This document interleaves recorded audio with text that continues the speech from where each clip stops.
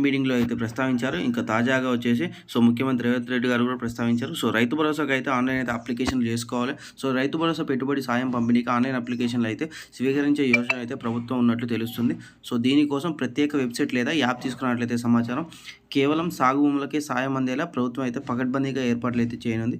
వీటి గుర్తింపునకు satellite field survey చేయనుంది. ఎన్ని రకాల లోపు ఇవ్వాలనే విషయంపై అయితే బట్టి అధ్యక్షతన అయితే సబ్ కమిటీ సీఎంతో చర్చించి తుది నిర్ణయం అయితే తీసుకోనుంది. చూసుకోవచ్చు ఇక్కడ. రైతు భరోసాకైతే ప్రత్యేక పోర్టల్ అయితే కొత్తగా చేయాల్సి అయితే వస్తుందని చెప్పారు. ప్రస్తుతానికైతే రైతు భరోసా వచ్చేసి మొన్న ఆల్రెడీ మీటింగ్లో చెప్పిన ప్రకారం ఏంటంటే జనవరి 14 సంక్రాంతి టైంలో అయితే పూర్తి స్థాయిలో అయితే రైతు భరోసా అయితే జమ చేస్తామైతే తెలిపారు. అది జమ అవుతుందా జమ కాదా? సంక్రాంతి కల్లా రైతు బంధు ఇస్తామని అయితే మన తుమ్మల నాగేశ్వరరావు గారు చెప్పారు.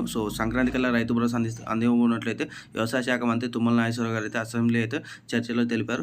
గత ప్రభుత్వం